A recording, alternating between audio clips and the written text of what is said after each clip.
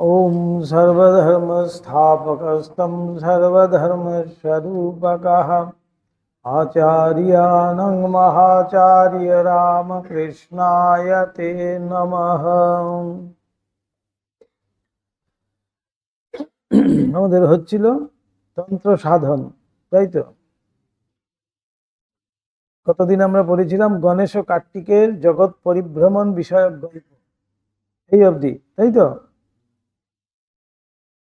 তারপরে তন্ত্র সাধনে ঠাকুরের বিশেষত্ব, ওই বিশেষত্ব জগদম্বার অভিপ্রেত, এগুলো হয়ে গেছে তো।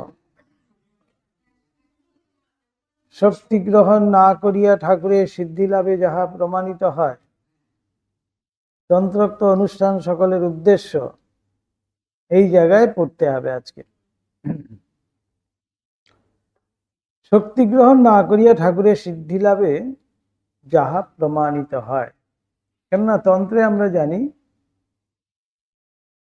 যে শক্তি ছাড়া নাকি সেখানে সাধন করা যায় না। ঠাকুর সেটি করে দেখিয়ে দিলেন, প্রমাণ করে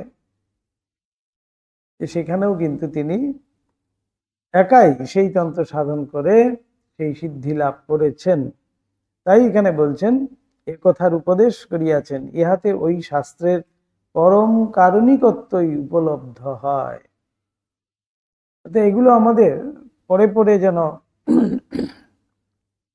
বিভিন্ন জনে বিভিন্নভাবে ব্যাখ্যা করেছে, কিন্তু আসলে শাস্ত্র কিন্তু তা বলেনি। শাস্ত্র শুধুমাত্র সাধক সম্বন্ধেই কিন্তু বলছে যে সাধক এইভাবে যদি সাধন করতে পারে তখনই সে সিদ্ধি লাভ করতে পারে। সেই শাস্ত্রের প্রমাণ করে ঠাকুর দেখিয়ে দিলেন। এবার আসছে এই সেই তন্ত্রোক্ত অনুষ্ঠানের উদ্দেশ্যটা কি। অতএব রূপপ্রসাদী যে সকল পদার্থ মানব সাধারণকে প্রলোভিত করিয়া পুনঃ পুনঃ জন্ম মরণাদি অনুভব করাইতেছে এবং ঈশ্বর লাভ ও আত্মজ্ঞানের অধিকারী হইতে দিতেছে না, সংযম সহায়ে বারংবার উদ্যম ও চেষ্টার দ্বারা সেই সকলকে ঈশ্বরের মূর্তি বলিয়া অবধারণ করিতে সাধককে অভ্যস্ত করানোই তান্ত্রিক ক্রিয়া সকলের উদ্দেশ্য বলিয়া অনুমিত হয়। তাই আমাদের সেটি কিন্তু ধারণা নেই। সাধারণ মানুষ আমরা মনে করছি তন্ত্র মানেই হলো গিয়ে কিছু ক্রিয়া, এবং সেই সব নিম্নমানের সমস্ত ক্রিয়া যেন আমরা মনে করছি। কিন্তু এইসব ক্রিয়ার মধ্যে যে শুদ্ধতা, সংযম পূর্ণ হয়ে তখন সেই সব ক্রিয়া করতে হয়, ঠাকুর সেইটি যেন দেখিয়ে দিলেন। এবং সবকিছুই যে ঈশ্বরের ভাব সমন্বিত, সবই ঈশ্বর ছাড়া কিছু নয়, তখনই আমাদের মন কিন্তু আর নিচু দিকে হবে না। সেটাই যেন বোঝানো হলো এখানে। ঠাকুর তাই সেই তন্ত্র সাধন যে আমাদের কাছে যেটা ভীতি উৎপাদন করে, সেই তন্ত্র সাধন সম্বন্ধে ঠাকুর সেই তন্ত্র সাধন যেন অবলীলায় প্রত্যেকটি সাধন করে সিদ্ধি প্রাপ্ত হয়ে তিনি দেখিয়ে দিলেন। পাটা ছড়িয়ে বসবেন না, তাহলে উপরে বসলে হয়তো এটা কিরকম লাগে দেখতে।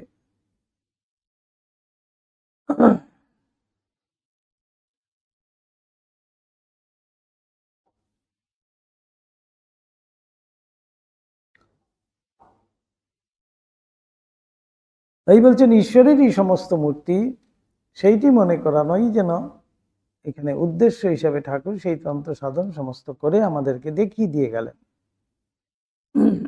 সাধকের সংযম ও সর্বভূতে ঈশ্বর ধারণার তারতম্য বিচার করিয়াই তন্ত্র পশু বীর ও দিব্য ভাবের অবতারণা করিয়াছেন, এবং তাহাকে প্রথম দ্বিতীয় বা তৃতীয় ভাবে ঈশ্বর উপাসনার অগ্রসর হইতে উপদেশ করিয়াছেন।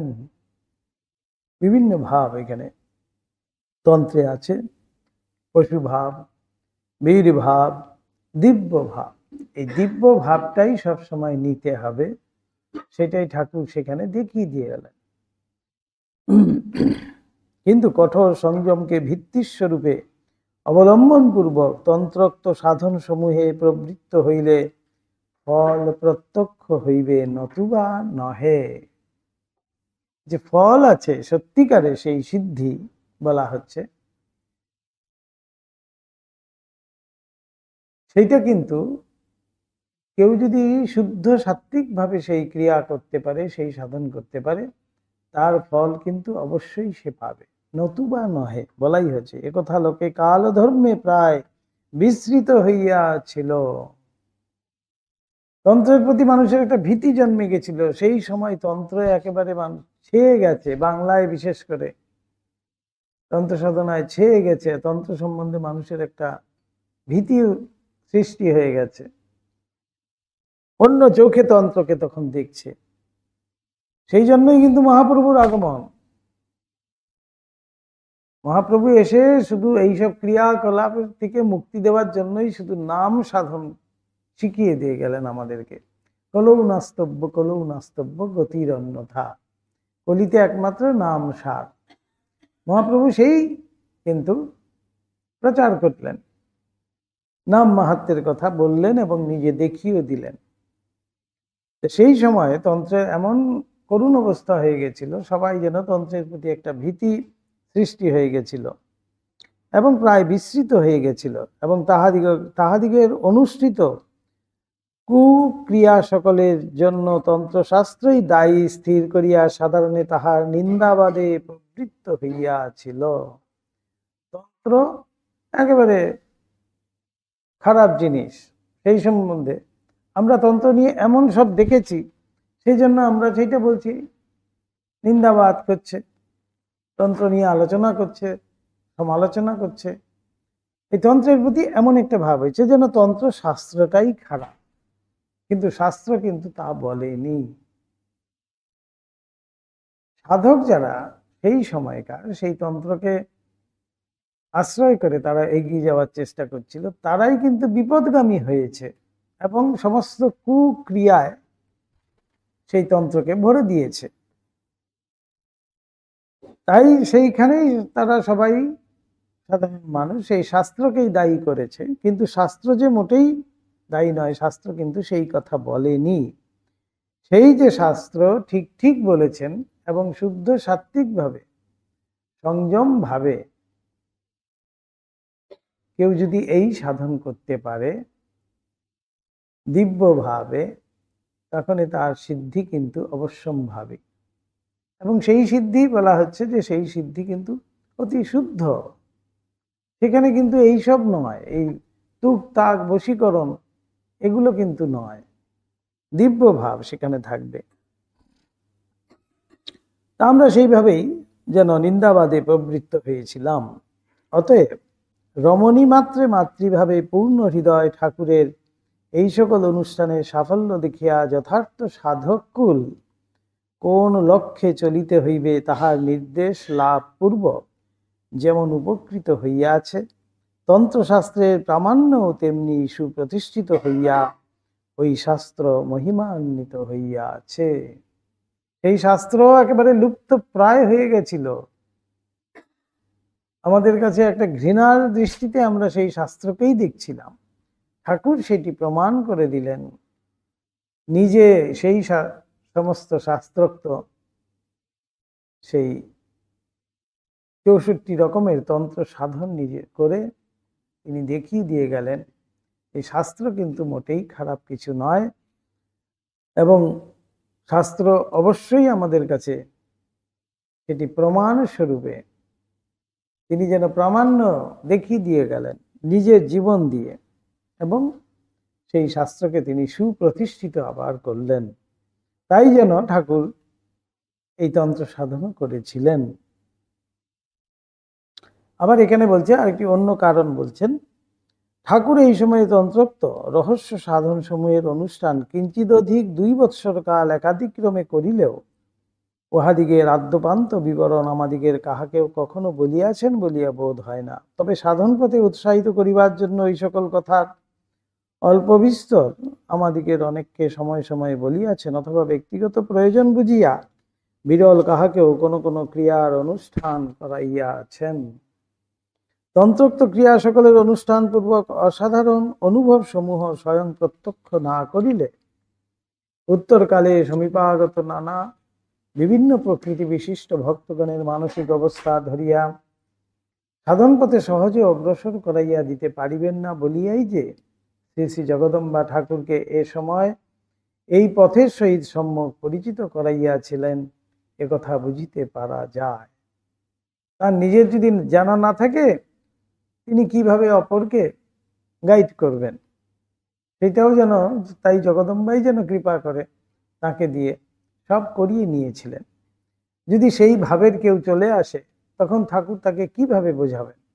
নিজের যদি অনুভব না থাকে, সেই পথে গতায়াত যদি না থাকে, ঠাকুর যেন সেটা করেছিলেন, এটা বলা হচ্ছে। শরণাগত ভক্তদিগকে কিভাবে কত রূপে তিনি সাধন পথে অগ্রসর করাইয়া দিতেন, তৎ বিষয়ে কিঞ্চিত আভাস আমরা অন্যত্র প্রদান করিয়াছি। তৎপাঠে আমাদের পূর্বোক্ত বাক্যের যুক্তিযুক্ততা বুঝিতে পাঠকের বিলম্ব হইবে না, অতএব এখানে তাহার পুনরুল্লেখ নিষ্প্রয়োজন। এই গুরুভাবে আছে। সাধন ক্রিয়া সকল পূর্বোক্ত ভাবে বলা ভিন্ন। ঠাকুর তাহার তন্ত্রোক্ত সাধনকালের অনেকগুলি দর্শন ও অনুভবের কথা আমাদিগের নিকট মধ্যে মধ্যে উল্লেখ করিতেন। ঠাকুর সমস্ত সাধনের কথা তো আর ঠাকুর বলেননি, কখনো কখনো কিছু কিছু প্রয়োজন বোধে তিনি কিন্তু বলছেন। তিনি বলিতেন, তন্ত্র সাধনের সময় তাহার পূর্ব স্বভাবের আমূল পরিবর্তন সাধিত হইয়াছিল। শ্রী শ্রী জগদম্বা সময়ে সময়ে শিবারূপ পরিগ্রহ করিয়া থাকেন শুনিয়া এবং কুকুরকে ভৈরবের বাহন জানিয়া তিনি ওইকালে তাহাদের উচ্ছিষ্ট খাদ্যকে পবিত্র বোধে গ্রহণ করিতেন, মনে কোনো রূপ দ্বিধা হইত না। কতখানি করতে হবে দেখুন। এই শুদ্ধতা পবিত্রতা যদি মানসিক এরকম না থাকে, ওই বিশ্বাসে ভৈরবের বাহন কুকুরের উচ্ছিষ্ট গিয়ে মুখে দিচ্ছেন। আর মা কখনো কখনো নাকি শিবা রূপ ধারণ করেন। মায়ের কাছে বলে না, সব আর শিবা, এই দুটো থাকবেই। সব হলো গিয়ে সব রূপ শিবা, ওই শিব সবের মতো শুয়ে আছেন, তাই সব রূপ শিব। আর শিবা হলো গিয়ে সেই শ্রীগাল। সেই শ্রীগালেরও মা কখনো কখনো রূপ নিতেন। তাই ঠাকুর সেই বিশ্বাসেই কিন্তু ঠাকুর সেখান থেকে গিয়ে তাদের উচ্ছিষ্ট গ্রহণ করতেন, মনে কোনো রকমের দ্বিধা না রেখেই। শ্রী শ্রী জগদম্বার পাদপদ্মে দেহ মন প্রাণ আহুতি প্রদান করিয়া তিনি ওইকালে আপনাকে অন্তরে বাহিরে জ্ঞানাগ্নি পরিব্যাপ্ত দেখিয়াছিলেন। যে ভগবানের চরণে নিজেকে অর্পণ করে দেয়, তখন তো তার নিজস্বতা কিছু থাকে না। তিনি যেমনটি তখন করাবেন সেই অনুযায়ী কিন্তু করবে। তাই বলছেন যে জ্ঞানাগ্নি পরিব্যাপ্ত, সবসময় যেন জ্ঞানের অগ্নি জ্বলছে ভিতরে। তাই সেই জ্ঞানাগ্নির দ্বারাই তিনি সামনে যা কিছু দেখছেন সবকিছু ঈশ্বরময় দেখছেন। তাই তার ঘৃণা দেশ বিদ্বেষ কিছুই আর থাকতো না তখন।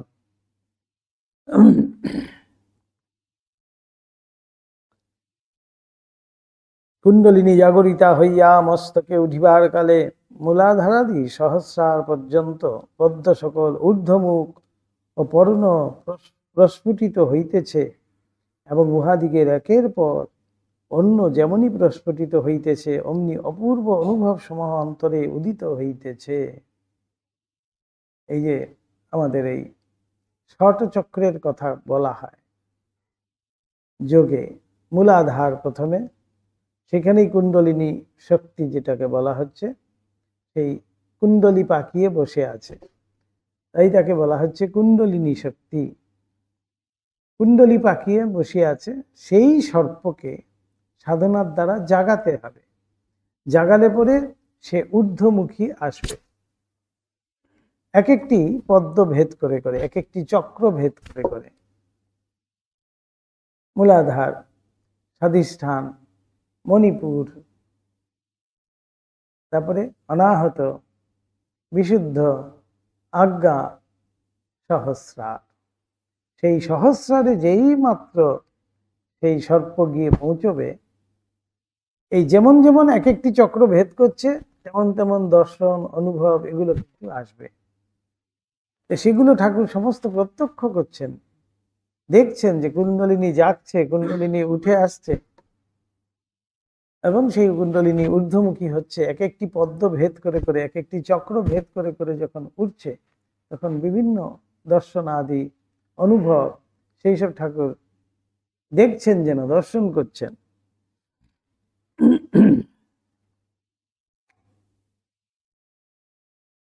এ বিষয়ে ঠাকুর এই সময়ে প্রত্যক্ষ করিয়াছিলেন, একদম প্রত্যক্ষও করছেন তিনি, অথচ এটা কিন্তু আমরা চিন্তা করছি।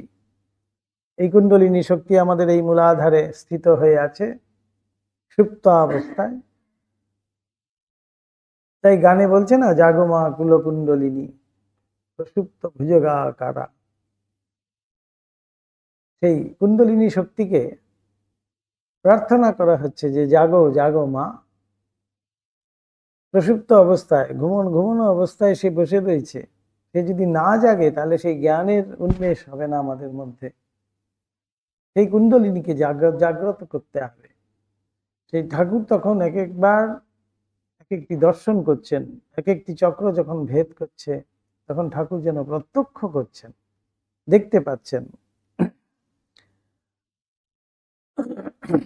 এ বিষয়ে ঠাকুর এই সময়ে প্রত্যক্ষ করিয়াছিলেন, দেখিয়াছিলেন এক জ্যোতির্ময় দিব্য পুরুষ মূর্তি সুষুম্নার মধ্য দিয়া ওই সকল পদ্মের নিকট উপস্থিত হইয়া জিহ্বার দ্বারা স্পর্শ করিয়া উহাদিগকে প্রস্ফুটিত করাইয়া দিতেছেন। কি অপূর্ব দৃশ্য ভাবন! এক জ্যোতির্ময় পুরুষ এক একটি চক্রের সামনে যাচ্ছে, চক্রের সামনে গিয়ে জীব দ্বারা সেই পদ্ম যে আছে, পদ্মটিও কিন্তু, যে আমরা যেমন পদ্মটা ফুটালে পরে এরকম হয়ে যায়, যখন না ফুটাই তখন পদ্মটা এরকম যেন আছে, কলির মতো হয়ে আছে, সেই পদ্মতে তিনি জীব স্পর্শ করাচ্ছেন, তখন সেই পদ্মটি ফুটে উঠছে।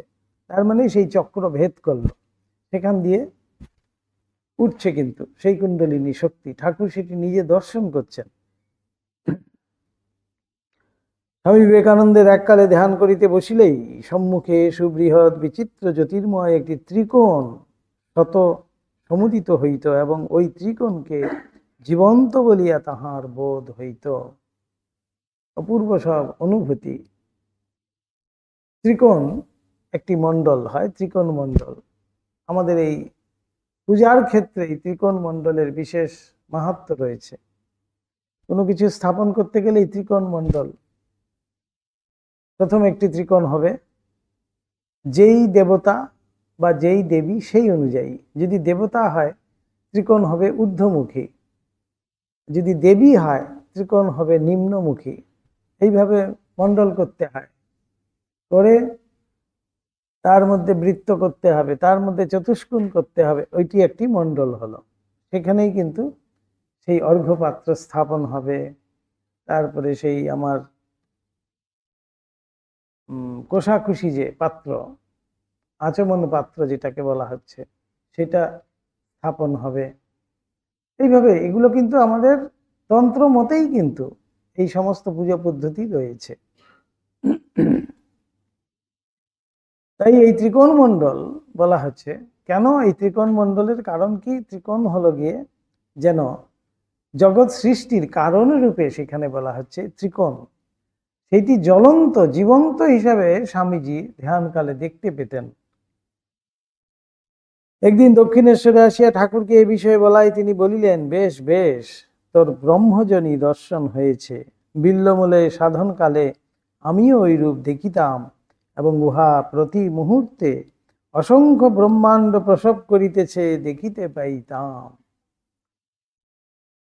সৃষ্টিকল্প যে সৃষ্টি কিভাবে হচ্ছে সেটাও ঠাকুর দেখতে পেতেন, দর্শন করছেন। কি অপূর্ব সব দর্শনের কথা দেখুন। এগুলো আমরা কোনো কালেই কিন্তু জানতামও না কিছু। এমন যে হয় তিনি প্রমাণরূপে যেন তিনি বলে দিয়ে গেছেন। এই জন্য ব্রহ্মাণ্ডান্তর্গত পৃথক পৃথক যাবতীয় ধ্বনি একত্রীভূত হইয়া এক বিরাট প্রণব ধ্বনি প্রতি মুহূর্তে জগতে সর্বত্র শত উদিত হইতেছে। তাই প্রণব ধ্বনিকে বলা হয় এত পবিত্র। এই প্রণব ধ্বনি অর্থাৎ ওঙ্কার ধ্বনি। এটি হলো যেন সমস্ত শব্দ, যত কিছু শব্দ সৃষ্টি হচ্ছে এই ব্রহ্মাণ্ডে, তার যেন সমষ্টিগত রূপ হলো গিয়ে ওঙ্কার ধ্বনি, প্রণব ধ্বনি। বলছেন সৃষ্টির আদিতে প্রথম যখন শব্দ ব্রহ্মরূপে ছিল, তাই তখন কিন্তু কেবল ওঙ্কারেরই শব্দ ছিল, অন্য কিছু ছিল না। এটাই সৃষ্টি। তারপরে সেইখান থেকে আস্তে আস্তে আস্তে আস্তে এত সব সৃষ্টি হয়েছে। হ্যাঁ, এটাই অনাহত। হ্যাঁ, অনাহত ধ্বনি শোনাই যাবে। অনাহত ধ্বনি কিন্তু হবে এই নাভির থেকে আসে। এই জন্য ওঙ্কারের নিয়মই হলো কি, ওঙ্কার যখন আমরা উচ্চারণ করব, অং ওম অনেকে অনেক রকম বলে দেয়, তো অ্যাকচুয়ালি কিন্তু বলতে হবে অকার, উকার, মকার, এই তিনটি আকার মিলে গিয়ে ওঙ্কার। অকার, উকার, মকার, অ উ ম, এই হলো গিয়ে সবকিছুর মূল। যেন এইখান থেকেই সমস্ত কিছু সৃষ্টি, আবার সেখানেই বিলয়। তাই তাকে বলা হচ্ছে যে প্রণব, তাই বলা হচ্ছে প্রণব আর কি, প্রণব ধ্বনি।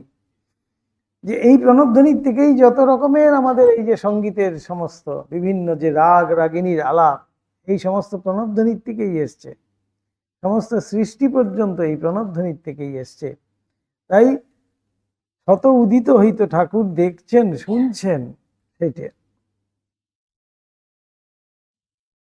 এ বিষয় ঠাকুর এই কালে প্রত্যক্ষ করিয়া আছেন। ঠাকুর দেখছেন স্বচক্ষে। আমাদিগের কেহ কেহ বলেন এই কালে তিনি পশু পক্ষী প্রভৃতি মনুষ্যতর জন্তুদিগের ধ্বনি সকলের যথাযথ অর্থবোধ করিতে পারিতেন। একথা তাহারা ঠাকুরের শ্রীমুখে শুনিয়াছেন। কেন? সমস্ত শব্দের মূল তো সেই ওঙ্কার ধ্বনি। যে আওয়াজ করছে সেখান থেকে কিন্তু ওঙ্কারেরই আওয়াজ আসছে। এইটা যদি আমরা বুঝে যাই, তাহলে কিন্তু ওর ভাষাও আমরা বুঝে যাব। একটা কীট কি বলতে চাইছে সেটাও আমরা বুঝবো, একটা পাখি কি বলতে চাইছে সেটাও আমরা বুঝবো, একটা পশু কি বলতে চাইছে তাদেরও ভাষা কিন্তু আমরা বুঝবো। তাই বলছি, কেননা তার বেসটি হলো, মূলটি হলো ওঙ্কার। যে ওঙ্কারের ধ্বনি শুনতে পায় বা অনুভব করতে পায়, সে সর্বত্র সমস্ত কিছুই কিন্তু শুনতে পাবে। তার কাছে দুর্বেদ্য বলে কিছু থাকবে না। যে যেই ভাষায় কথা বলুক না কেন, সে কিন্তু বুঝতে পারবে। তাই ঠাকুর বলছেন যে সমস্ত পশু পাখিদের পর্যন্ত তিনি কথা বুঝতে পারতেন, যথাযথ অর্থবোধ করিতে পারিতেন। একথা ঠাকুরের শ্রীমুখ থেকেই শোনা।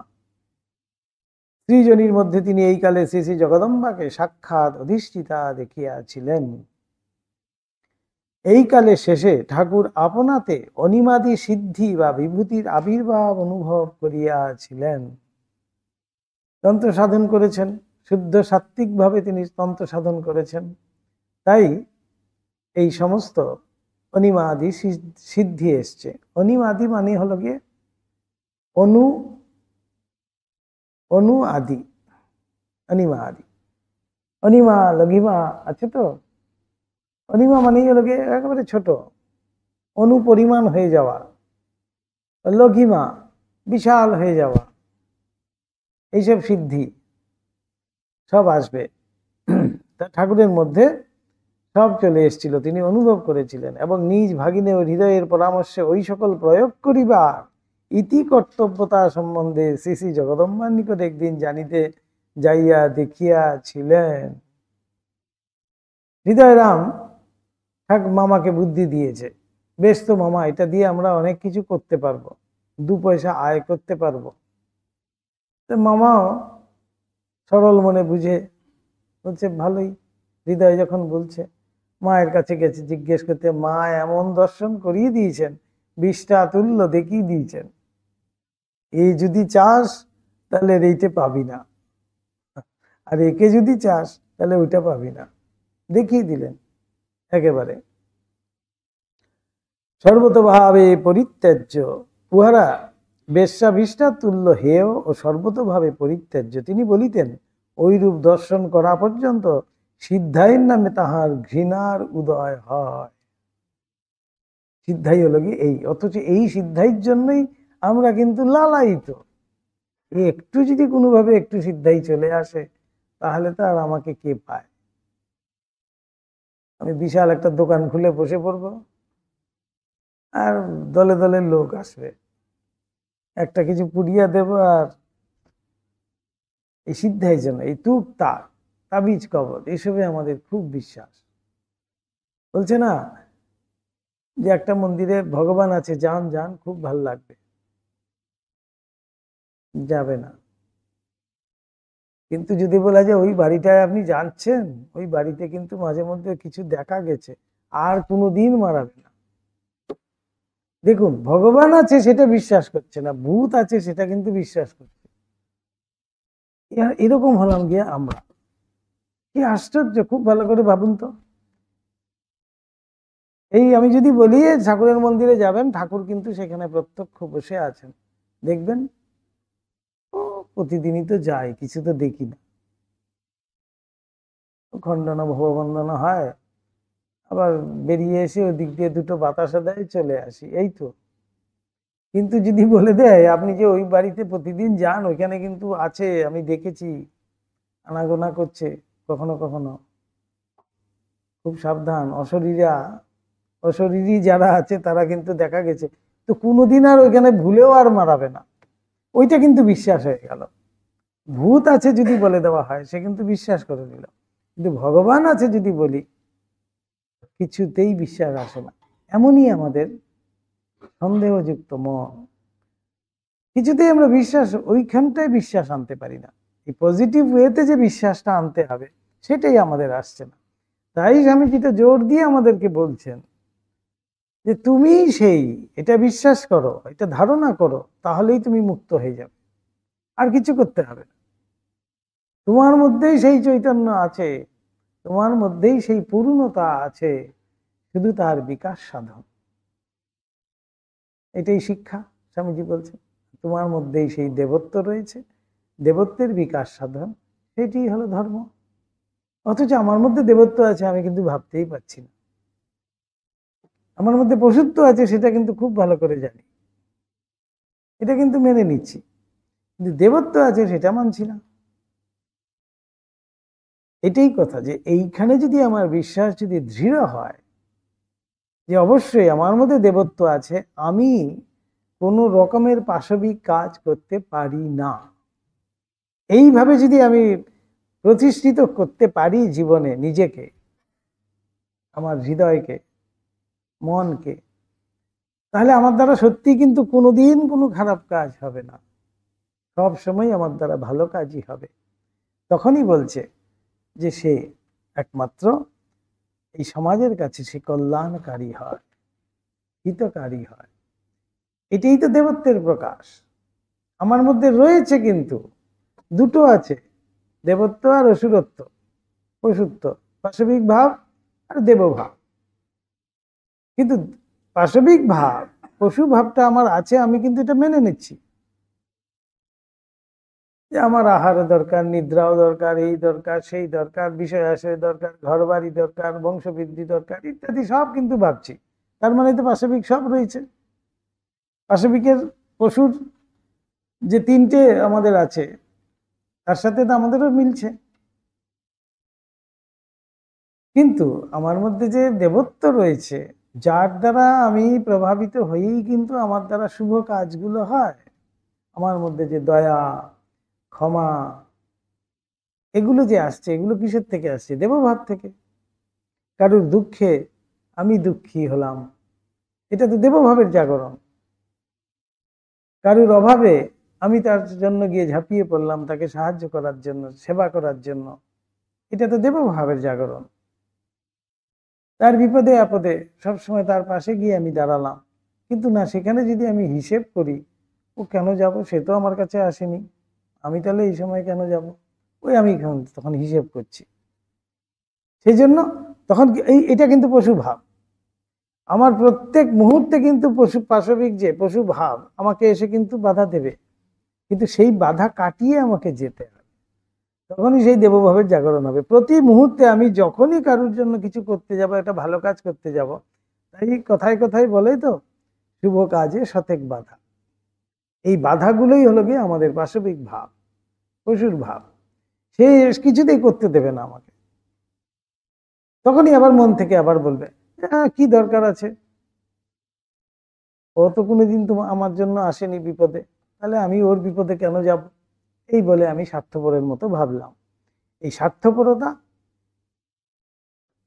পশুর থাকে, আর নিঃস্বার্থপরতা মানুষের হয়। একমাত্র মানুষের কাছে এই নিঃস্বার্থপরতা দেখা যায়। পশু কখনো কিন্তু নিঃস্বার্থপর হয় না। দেখবেন দুটো বেড়াল, দুটো কুকুর খুব খেলা করছে, মাঝখানে একটা রুটি দিয়ে দিলেই কিন্তু ঝগড়া করবে। এই হলো পাশবিক ভাব। কিন্তু মানুষ ভাববে, আচ্ছা ঠিক আছে খাক না, আমি না হয় আরেকদিন খাবো, বলে সে কিন্তু খাইয়ে দিচ্ছে। ওইটা হলো কি দেবভাব। এভাবে সূক্ষ্মভাবে যদি আমরা বিচার করি, তখন দেখবো যে প্রতি মুহূর্তে আমার মধ্যে সেই দেবভাব কিন্তু জাগরণ হচ্ছে, কিন্তু পাশবিকতার জন্য, পশুভাবের জন্য আটকে দিচ্ছে।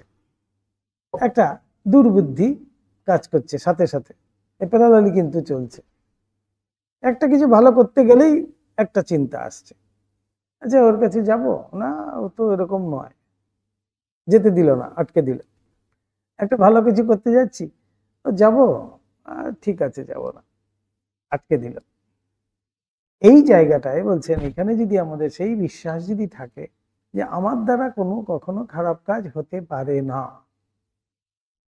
এই বিশ্বাস যদি আমি নিজেকে নিজে করতে পারি, তখনই শক্ত করে ধরতে হবে। তাহলে সত্যিই কিন্তু আমি সবার জন্য কল্যাণকারী হব, এই সমাজের জন্য হিতকারী হব। তাই এখানেই ঠাকুরের কি সুন্দর দেখুন, নিজে তিনি সমস্ত দর্শন করছেন।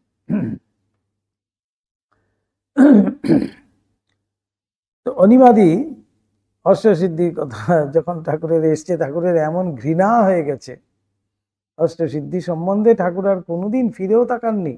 আবার পরীক্ষার ছেলে স্বামীজিকে বলেছিলেন নরেন্দ্রনাথকে, যে তুই তো মায়ের কাজ করবি, তোর অনেক লাগবে, তুই রাখবি নাকি, রাখ না। কিন্তু নরেন্দ্রনাথ সাথে সাথে বললেন, ওটা দিয়ে কি আমার আধ্যাত্মিক পথের কোনো কাজে লাগবে? বলছেন না, তা লাগবে না। তখন নরেন্দ্রনাথও কিন্তু বললেন যে না, তাহলে আমার কিছু মাত্র প্রয়োজন নাই। বলতে তো পারতেন অন্য কেউ হলে, বাবা এইরকম একেবারে রেডি জিনিস, রেডি জিনিস বললেই বলবে হ্যাঁ হ্যাঁ নিশ্চয়ই লাগবে, দিয়ে দিন। এটা দিয়ে কত কি করা যায়, এই মুহূর্তে আমি এখান থেকে ওইখানে চলে গেলাম, সিদ্ধি তো। এই মুহূর্তে আমি এখানে বসে ওইখানে কে কি কথা বলছে আমি শুনে নিলাম, ওইখানে পৌঁছে গেলাম সূক্ষ্ম শরীরে। তারপরে লগিমা আদি, লগিমা মানে এমন বিশাল হয়ে যাবে, কেউ আমাকে ইচ্ছা করলেও সরাতে পারবে না, এমন ভারী হয়ে যাবে, এমন লঘু হয়ে যাবে সে। এই একই শরীর হয়তো আছে, কিন্তু বসে আছে, হাতি এসেও যদি তাকে নড়াতে চাও তাও পারবে না, লঘু হয়ে গেছে, অনু হয়ে যায়, লঘু হয়ে যায় ইত্যাদি। এসব লঘু বড় হয়ে যায়, মানে লঘিমা আদি।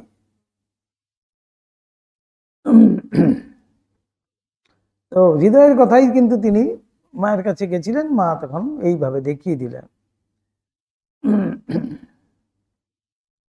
হ্যাঁ, এই যে স্বামী বিবেকানন্দকে তিনি পঞ্চবটী তলে নির্জনে একদিন আহ্বান করিয়া বলিয়াছিলেন, দেখ আমাতে প্রসিদ্ধ অষ্টসিদ্ধি উপস্থিত রহিয়া আছে, কিন্তু আমি ওই সকলের কখনো প্রয়োগ করিব না, একথা বহু পূর্ব হইতে নিশ্চয় করিয়া আছি।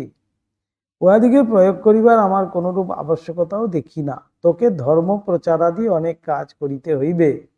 তখনই বলে দিয়েছেন ঠাকুর,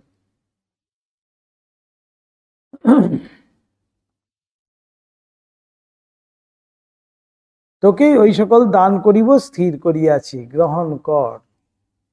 সোজাসুজি ঠাকুর গিয়ে বলেছেন নরেন্দ্রনাথকে। স্বামীজি তদুত্তরে জিজ্ঞাসা করেন, মহাশয় ওই সকল আমাকে ঈশ্বর লাভে কোনরূপ সহায়তা করিবে কি?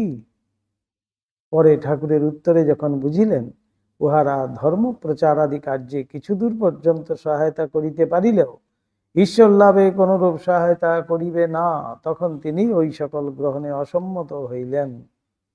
স্বামীজি বলিতেন, তাহার ওই আচরণে ঠাকুর তাহার উপর অধিকতর প্রসন্ন হইয়াছিলেন। ঠাকুর পরীক্ষার ছলেই কিন্তু দেখলেন, বলছেন আমাদের কাছে প্রলোভন যে আসা মানেই হলো গিয়ে আমি প্রলোভিত হচ্ছি কিনা সেটা কিন্তু ভগবান দেখছেন। সেই জন্য আমার সামনে কিন্তু প্রলোভন আসছে। আমি সেই প্রলোভনে প্রলোভিত হচ্ছি কিনা সেটা কিন্তু ভগবান দেখছেন। যখন দেখবে যে আমি প্রলোভিত হচ্ছি না, তখন কিন্তু তিনি খুশি হন। তিনি তখন মনে করেন যে বাবা এইসব দিলে নিচ্ছে না, তাহলে মানে আমাকেই যেতে হবে। তিনি তখন বিপদে পড়ে যান। কেউ যখন বলে যে আমি তোমার কিচ্ছু চাই না, তোমাকে চাই, তাই বলাই হয় ভগবানের কিছু চেয়েও না, ভগবানকে চাও। তখন ভগবান খুব বিপদে পড়ে যান যে নিজেকে দিতে হবে, তো নিজেকে যেতে হবে।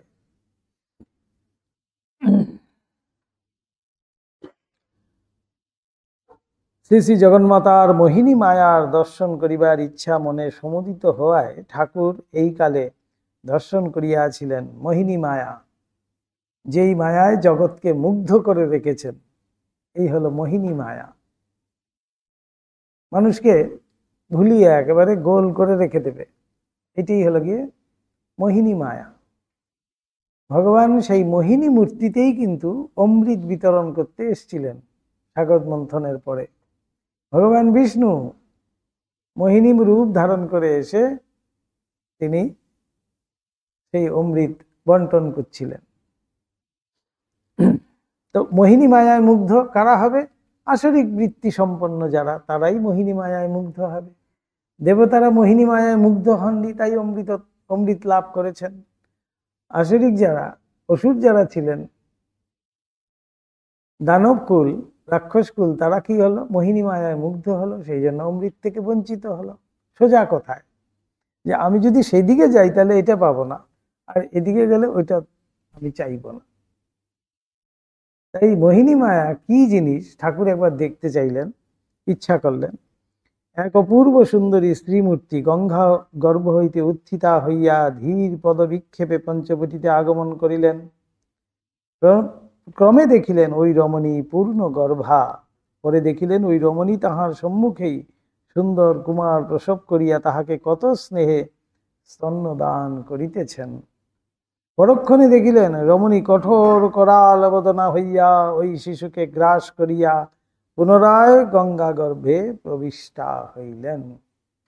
কি সব সাংঘাতিক সাংঘাতিক দর্শন দেখুন।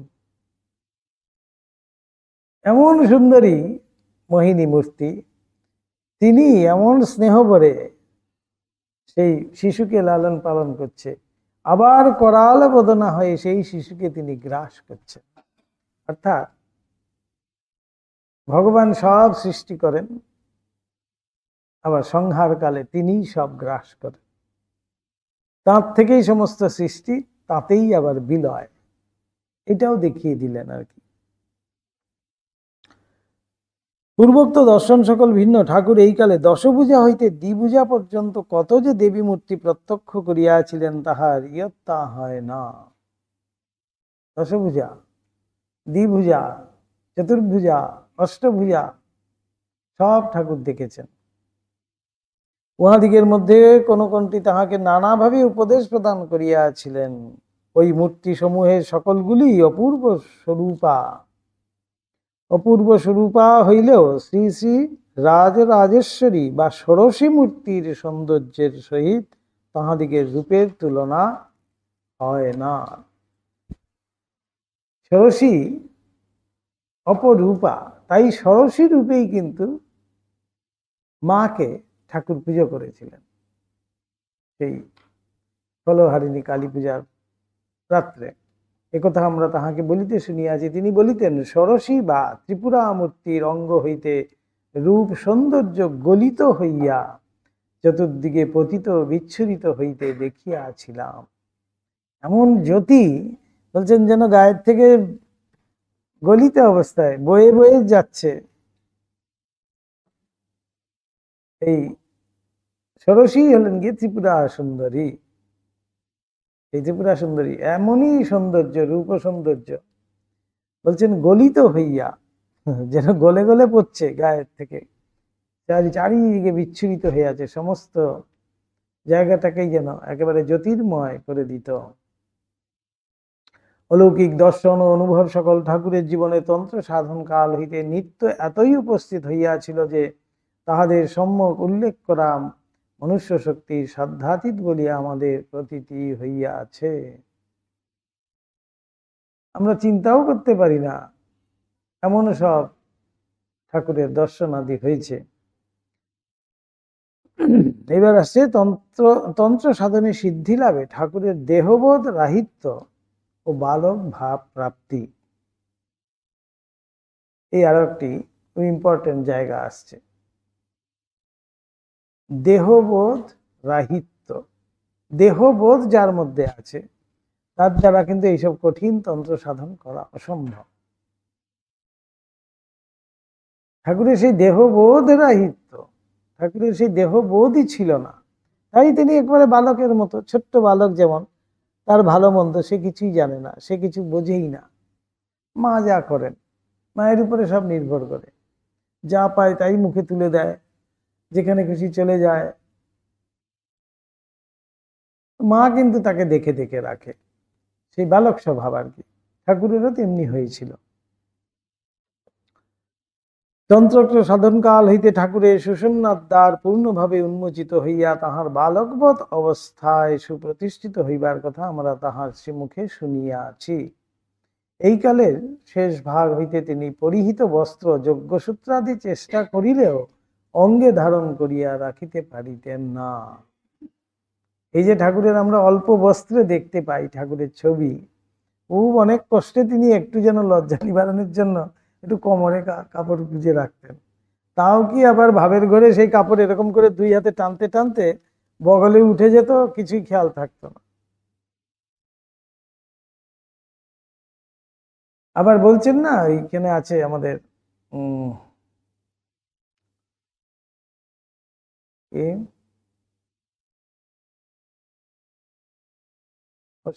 অশ্বিনী কুমার, এরকম কেউ একজন গেছে ঠাকুরের সাথে দেখা করতে, প্রথমবার গেছেন। ঠাকুর ভাবে অবস্থায় ভাবাস্ত হয়ে আছেন, ভাবের ঘরে তিনি মাঝে মধ্যে কাপড়টাকে টানছেন, এরকম করে করে টানতে টানতে পুরো কাপড়টাই বগলে উঠে গেছে, এরকম করে টানতে টানতে। আবার বলছেন, আমাকে অসভ্য মনে করোনি তো? তিনি ভাবছেন, বাহ, কাপড়টিও বেশ ভালোই পরা হয়েছে। আবার বলছেন, আমাকে অসভ্য মনে করোনি তো? মাস্টার মশাই লিখছেন যে না না, তাতে আপনার কিছু দোষ নেই। এমনই বালক স্বভাব, তার বোধই নেই, শরীর বোধটাই নেই। তাই তিনি মাঝে মাঝে আবার বলছেন যে অসভ্য বোধ করোনি তো আমাকে। আবার যজ্ঞসূত্রাদি পর্যন্ত রাখতে পারতেন না, চেষ্টা করিলেও অঙ্গে ধারণ করিয়া রাখতে পারিতেন না। ওই সকল কখন যে কোথায় পড়িয়া যাইত তাহা জানিতে পারিতেন না। বালকের যেমন প্যান্ট খুলেই পড়ে যাচ্ছে, হয়তো জামা খুলেই পড়ে যাচ্ছে, তার কোনো বোধই নাই। আবার কেউ একটু টেনে দিল, পরিয়ে দিল, আর প্যান্ট এমন ভাবে পরবে, না পরলেও চলে এমন ভাবে প্যান্ট পরেছে, হয়তো বাচ্চাদের দেখা যায় তো। ঠিক সেই রকমই যেন ঠাকুরের এতটাই সত্যিকারের সেই বালক স্বভাব, কথার কথা শুধু নয়। শ্রী শ্রী জগদম্বার শ্রী পাদপদ্মে মন সতত নিবিষ্ট থাকা বশত তাহার শরীর বোধ না থাকাই যে উহার হেতু, তাহার বলিতে হইবে না। নতুবা স্বেচ্ছাপূর্বক তিনি যে কখনো ঐরূপ করেন নাই, বা অন্যত্র দৃষ্ট পরমহংস দিগের ন্যায় উলঙ্গ থাকিতে অভ্যাস করেন নাই, এ কথা আমরা তাহার শ্রীমুখে অনেকবার শ্রবণ করিয়াছি। অন্যান্য যারা পরমহংস অবস্থা, যেমন পরমহংস অগ্রণী বলা হয়, পরমহংসের অগ্রণী হলেন গিয়ে কে? সুখদেবাচার্য, পরমহংস অগ্রণী সুখদেবাচার্য। সুখদেব কিছুতেই জন্মগ্রহণই করছেন না, মায়ের উদরেই আছেন, কিছুতেই জন্মগ্রহণ করছেন না।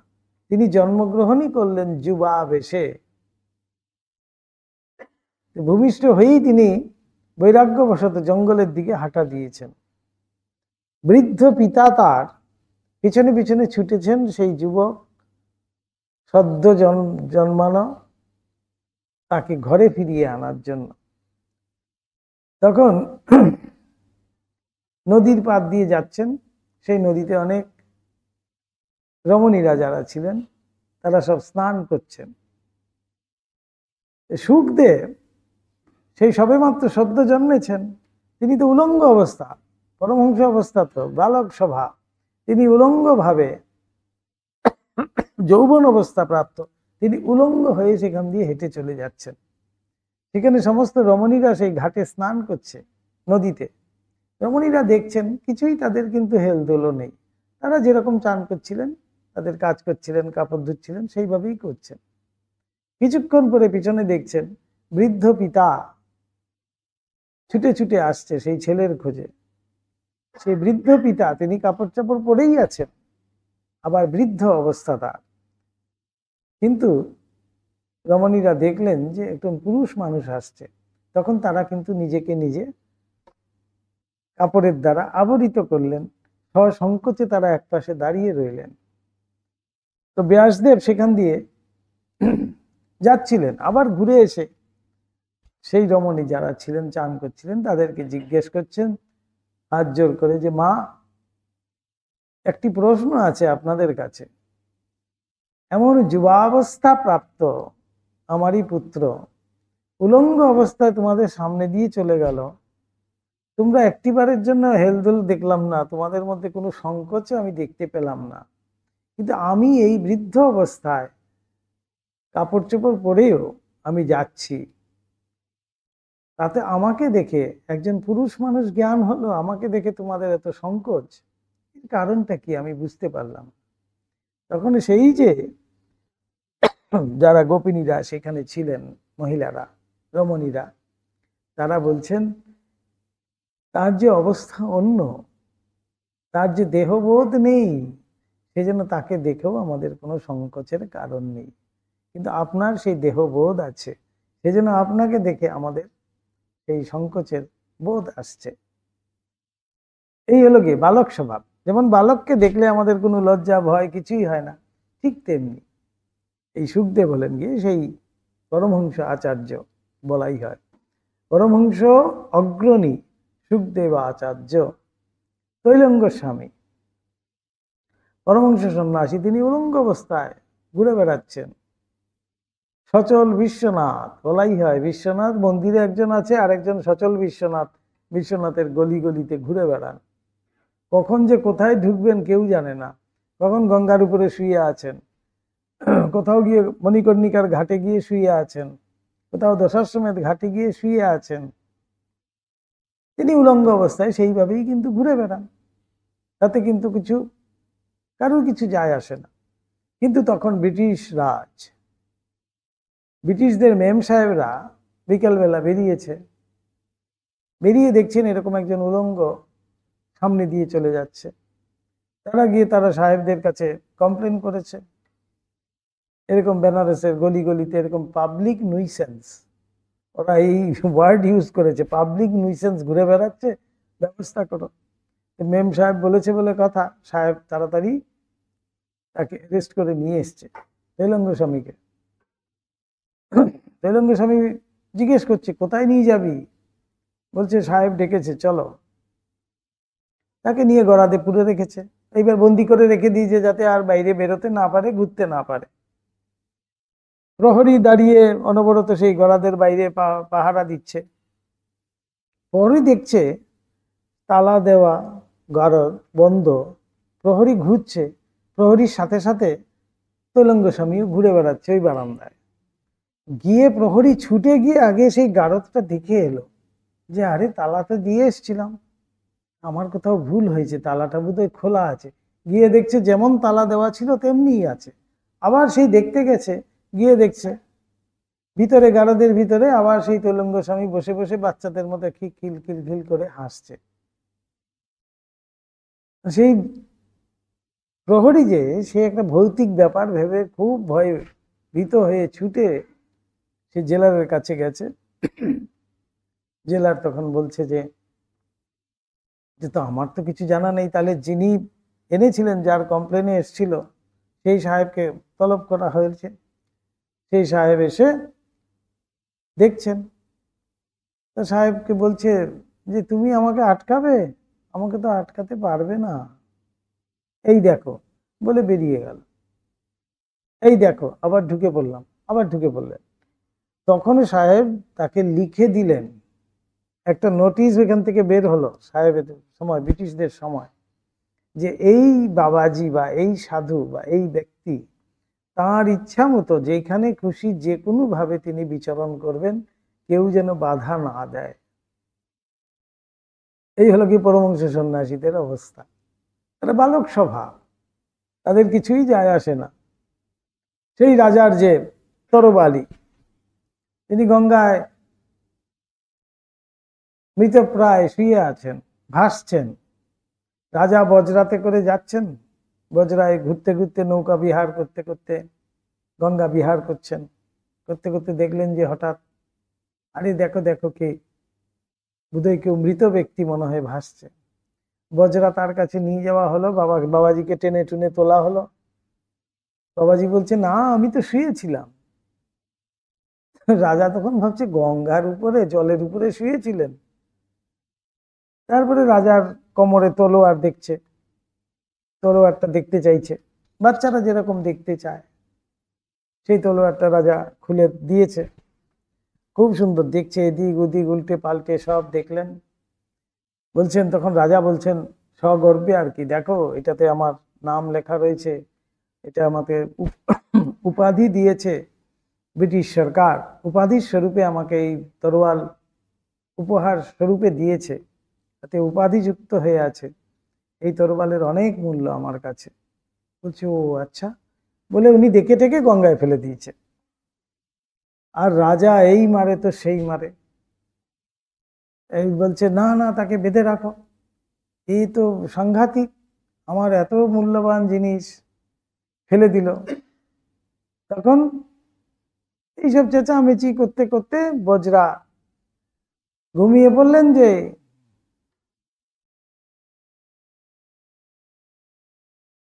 গল্প বলছি তো সেই জন্য ঘুমিয়ে পড়ছে, বাচ্চারা গল্প শুনতে শুনতে ঘুমিয়ে পড়ে, দেখেছেন মায়েরা গল্প বলে বাচ্চাদেরকে শোয়ায়। তো আমি গল্প বলছি বলে এত সুন্দর গল্পগুলো না শুনলে তো তাহলে কি লাভ। তখন তৈলঙ্গ স্বামীকে আবার নিয়ে বজরা তাড়াতাড়ি গঙ্গার পাড়ে বেরিয়েছে। তখন তৈলঙ্গ স্বামী কিছুই বলছেন না, বজরার থেকে নেমেছেন, নেমে গঙ্গার ঘাটে এইভাবে হাতটা ঢুকিয়ে এতগুলো সেই একই রকম তরোয়াল তুলে এনেছেন। তখন রাজাকে বলছেন, দেখো তোমার কোনটা, তুমি চিনে নাও। তখন রাজা তো মহা পেশাতে পড়ে গেছে, এবার কোনটা আর বুঝতে পারছে না।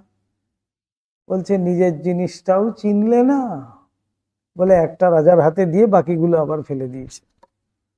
রাজাকে শিক্ষা দিলেন যে নিজের জিনিস চিনতে হয়, অর্থাৎ আমাদের নিজের জিনিস বলতে সেই ভগবান। যে ভগবানকে যদি না চেনা যায় তাহলে সবই বৃথা, জীবনই বৃথা। সেই রাজা পরে তৈলঙ্গ স্বামী শিষ্য হয়েছিলেন, তাকে নিয়ে গেছিলেন, যে উপহার দিতে চাইলেন, অনেক কিছু খাওয়ালেন। রাজা আর রানী দুজনেই সেই তৈলঙ্গ স্বামীর একেবারে অনুগত হয়ে গেলেন। রাজার খুব ইচ্ছা একবার তৈলঙ্গ স্বামীকে নিয়ে খুব সেবা করবেন।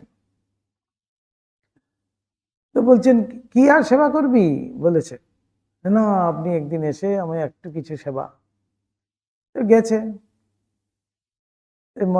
বেশ সুন্দর আসন টাসন দিয়েছে, উনি ওই আসনের মধ্যে বসতেও পারলেন না, বসতে গিয়েই যেন কুটকুট করছে, আসন ফেলে দিলেন, মাটিতেই বসে আছেন। তারপরে সব থালায় থালায় রেকাবিতে করে প্রচুর জিনিস সাজানো হলো ওনার সামনে। আর তৈলঙ্গ স্বামী বারবার খালি বলছেন, হয়ে গেছে, তোদের দেওয়া হয়ে গেছে। অনেক ব্যবস্থা করেছিস তো দেখছি। বলে না, কি আর সামান্য একটু ব্যবস্থা। বলে হয়ে গেছে, আর কিছু বাকি নেই তো? বলছে না। বলে উনি একটা একটা করে থালা তুলছেন আর কিভাবে যেন সব ভিতরে ঢুকে যাচ্ছে। রাজা দেখছেন বসে বসে, সমস্ত যতগুলো দেওয়া হয়েছিল সব খেয়ে ফেলেছেন। তখন রাজাকে বলছেন, বেশ খুশি তো, সেবা হয়েছে তো? তখন রাজা কিছু আর বলতে পারছেন না, কিভাবে কি বলবেন, সমস্ত অহংকার চূর্ণ হয়ে গেছে, যে তুই কি সেবা করবি আমার, এমনটি ভাব আর কি। তখন রাজা বলছেন যে আচ্ছা, আপনি যে এলেন, আপনাকে তো একটা দক্ষিণা দিতে হয়, কিছু ভোজন দক্ষিণা। বলছে কি আবার দিবি? একটা ছোট্ট কৌটো ছিল, ওটা তিনি নিয়েছেন। সেই কৌটোটি পরে ঠাকুরকে দিয়েছিলেন। ঠাকুর দেখে বলেছিলেন, বাহ বেশ সুন্দর, নস্যির কৌটো একটা। সেই রাজার বাড়ির থেকে তিনি সেটা নিয়েছিলেন, তেলঙ্গ স্বামী। ঠাকুর যখন এসেছিলেন, সেই নস্যির কৌটোটা ঠাকুরকে উপহার স্বরূপে দিয়েছিলেন। ঠাকুর দেখে বলেছিলেন, বাহ ভারী সুন্দর, মা কালী সিঁদুর রাখা যাবে, বলে সেই কৌটোটা ঠাকুরের কাছে এসেছিল। সেই পরমাংশ অবস্থা বলা হচ্ছে। সেই তৈলঙ্গ স্বামী হঠাৎ একদিন তার সেবককে বলছেন, একটা কাপড় দে, একটা কাপড় দে। সেবক অবাক হয়ে গেছে, কাপড়টা দিতে একটু কোমরে জড়িয়ে বসে আছে। কিছুক্ষণ পরেই ঠাকুর এসে হাজির হয়েছে। ঠাকুরের সাথে তখন মৌনী ভাব, 2 1, খুব সুন্দর করে ইঙ্গিতে কথা বলেছিলেন। এমনি যদি ভাবো 1, না হলে 2 2, বলছি তো। তারপরে এইভাবে মৌনভাবেই কিন্তু কথা বলছেন। সব কথা টথা বলে ঠাকুর চলে গেলেন ওই নস্যির কৌটো নিয়ে। যেই ঠাকুর চলে গেছেন, কাপড়টা সরিয়ে দিয়েছে। তখন সেবক বলছেন যে বাবা, এ কি হলো, কোনোদিন তোমাকে দেখিনি। বলছে মানুষের সামনেই তো মানুষের লজ্জা। এই ঠাকুর আসবেন তা জানতেন উনিও। তিনি সাথে সাথে তখন একটু কাপড়টা একটু কোমরে জড়িয়ে রাখলেন। তাছাড়া সব সময় তিনি উলঙ্গই কিন্তু ঘুরে বেড়াচ্ছেন, সেই ছোট্ট বাচ্চাদের মতো। সেই বলছেন যে ঠাকুর সেইভাবে অভ্যেস করেননি, বহু কষ্টে তিনি ওইটুকুন কাপড় হয়তো রাখতেন, জানতেন বোধহয় এই আধুনিক যুগের জন্য তো দরকার তাকে। যদি সেরকম যদি থাকতো, কেউ হয়তো অ্যাকসেপ্টই করতো না ঠাকুরকে, ওই পাবলিক নিউসেন্স বলে দিত।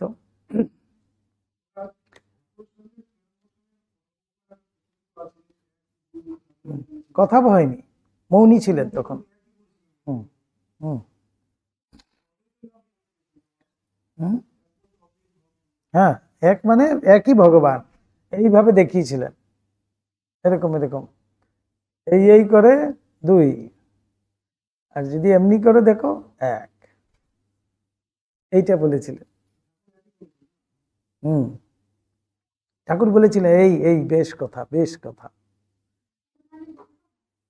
দ্বৈত ভাব, বহু, এটা এটা বুঝাচ্ছেন বহু,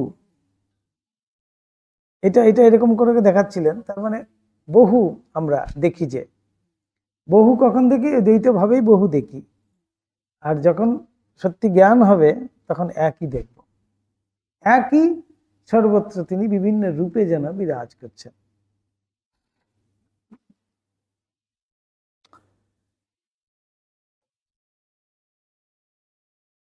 ঠাকুর বলিতেন, ওই সকল সাধন শেষে তাহার সকল পদার্থে অদ্বৈত বুদ্ধি এক এত অধিক বৃদ্ধিপ্রাপ্ত হইয়াছিল যে বাল্যাবধি তিনি যাহাকে হেয় নগণ্য বস্তু বলিয়া পরিগণনা করিতেন, তাহাকেও মহাপবিত্র বস্তু সকলের সহিত তুল্য দেখিতেন।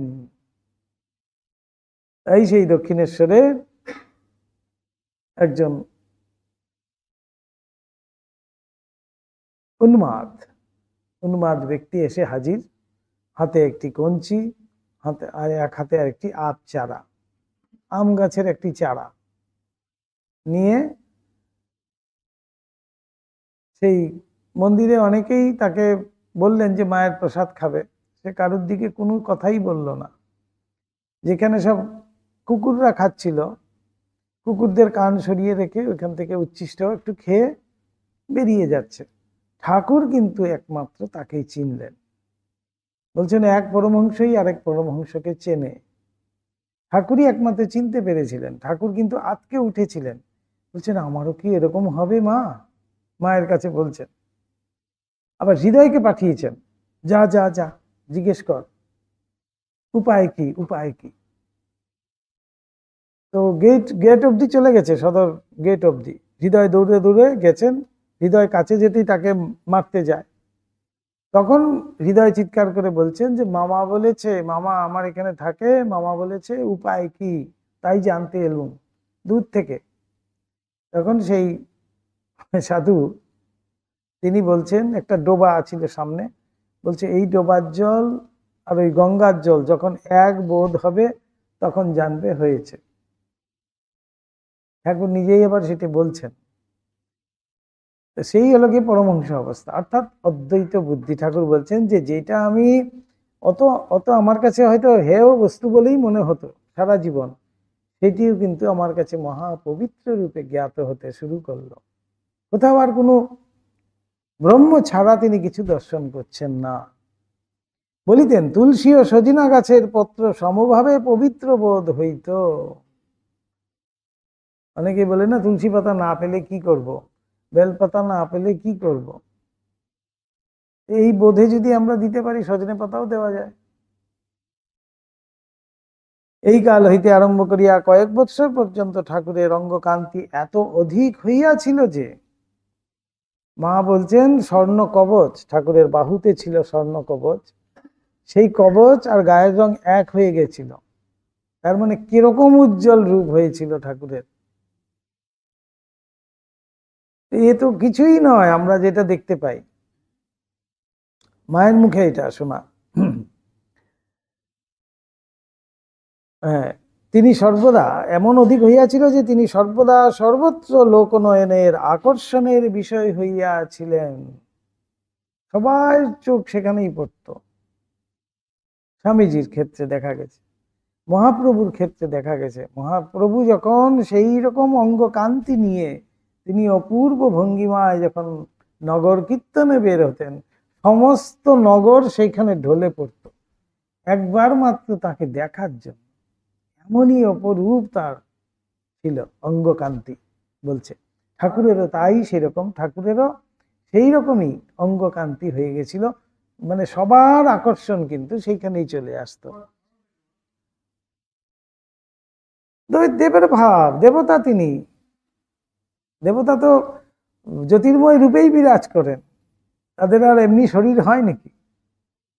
তাহার নিরভিমান চিত্তে উহাতে এত বিরক্তির উদয় হইত যে তিনি উক্ত দিব্য কান্তি পরিহারের জন্য শ্রী শ্রী জগদম্বার নিকট অনেক সময় প্রার্থনা করিয়া বলিতেন, মা আমার এই বাহ্যরূপে কিছুমাত্র প্রয়োজন নাই, উহা লইয়া তুই আমাকে আন্তরিক আধ্যাত্মিক রূপ প্রদান কর।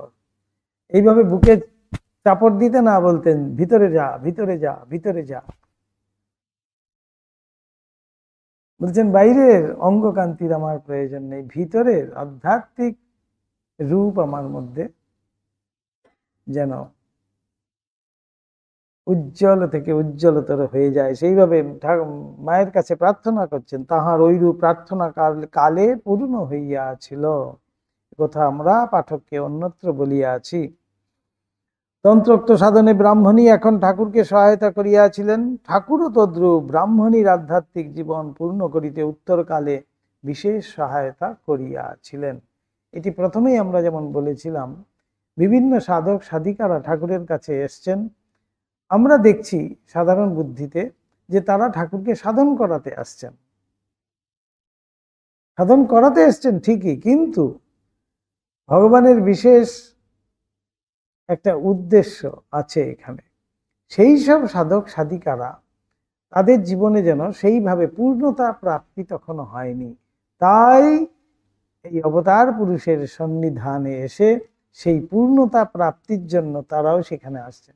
যেমন তোতাপুরীর ক্ষেত্রে আমরা দেখতে পাই, তোতাপুরী কালী মানতেন না, শরীর ত্যাগ করতে গেছেন গঙ্গায়, যতখানি যাচ্ছে দেখছে হাঁটু জল, কিছুতে আর ত্যাগ করতে পারছেন। অর্থাৎ সেই শরীর বোধ রয়েছে বলে, সেই শরীর বোধ তার যায়নি, আবার ঠাকুর বলছেন তুমি মাকে মানো না, তাই তো এখন কষ্ট হচ্ছে। সেই মাকে তিনি মানলেন এবং বুঝতে পারলেন যাকে তিনি ব্রহ্ম বলছেন সেই আদ্যা শক্তি, সেই কালী, সেই জগদ্ধাত্রী, সেই জগন্মাতৃকা। তারপরে তিনি পূর্ণ হয়ে তারপরে কিন্তু সেখান থেকে বিদায় হলেন। এই ব্রাহ্মণীর ক্ষেত্রে আমরা দেখতে পাই, ব্রাহ্মণীর মধ্যেও সেই এত বড় সাধিকা তিনি, যিনি দেবতাকে সাধন করাচ্ছেন, তাহলে কত বড় অধিকারিণী তিনি ভাবুন। কিন্তু তার মধ্যেও একটু হলেও অপূর্ণতা ছিল। শুধুমাত্র ঠাকুরকে সহায়তা করতে এসছেন তা কিন্তু নন, তিনি নিজের জীবনেও সেই পূর্ণতা প্রাপ্তির জন্যই কিন্তু ভগবত ইচ্ছায় ঠাকুরের সান্নিধ্যে এসে উপস্থিত হয়েছেন।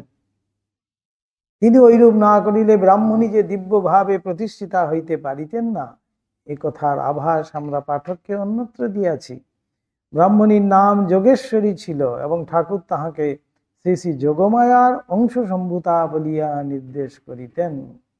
তন্ত্র সাধন প্রভাবে দিব্য শক্তি লাভ করিয়া ঠাকুরের অন্য এক বিষয়ের উপলব্ধি হইয়াছিল। শ্রী শ্রী জগদম্বার প্রসাদে তিনি জানিতে পারিয়াছিলেন উত্তরকালে বহু ব্যক্তি তাহার নিকটে ধর্ম লাভের জন্য উপস্থিত হইয়া কৃতার্থ হইবে। সেই জটাধারী বলুন, গোবিন্দ রায় বলুন, গোপালের মাই বলুন, যারা যারা আসছে, বিভিন্ন সাধিকারা, সাধকরা সব আসবে, ঠাকুর কিন্তু আগেই জানতে পেরেছিলেন যে তারাও কিন্তু সেই পূর্ণতা প্রাপ্তির জন্যই ঠাকুরের সঙ্গ লাভ করবে। পরম অনুগত শ্রীযুত মথুর ও হৃদয় প্রভৃতিকে তিনি ওই উপলব্ধির কথা বলিয়াছিলেন। মথুর তাহাতে বলিয়াছিলেন, বেশ তো বাবা, সকলে মিলিয়া তোমাকে লইয়া আনন্দ করিব। মথুর শুনে বলেছিলেন, মথুর সমস্ত ব্যবস্থা করতেন, যার যখন যেভাবে প্রয়োজন। ঠাকুরের এই সাধনকালে মথুর যে কিভাবে ঠাকুরকে সাহায্য করেছেন, কিভাবে সমস্ত ভাবে তিনি যেন সেবান্মুখ হয়ে থাকতেন, ঠাকুর যেমনটি বলতেন, যেমনটি চাইতেন, তেমনটি মথুর ব্যবস্থা করতেন। অকৃত্রিম শ্রদ্ধা বা অকৃত্রিম ভালোবাসা বলে তাই যেন মথুরের ছিল। এই হলো পূর্ব জীবনের আমাদের জটাধারী। এবার আসছে ঠাকুরের তন্ত্র সাধন হয়ে গেল, এবার বাৎসল্য ভাবের সাধন। এইবার সেই রামলালা, কি অপূর্ব সাধন, সেটাও এত মজার, এত মধুর আর কি। ঠাকুরের প্রত্যেকটি সাধনই অত্যন্ত মধুর, কিন্তু তন্ত্রটা আমাদের কাছে একটু যেন ভীতির উদ্রেক হয়। কিন্তু এইসব যে সাধন, এই জটাধারী আসবে যখন, বালমূর্তি রামচন্দ্র, রামলালা, রামলালার সাথে ঠাকুরের এমন সম্বন্ধ, রামলালার সাথে ঠাকুর এমন করবেন, রামলালা ঠাকুরের সাথে সাথে ফিরবেন, সেগুলো আমরা পরের দিন দেখতে পাবো।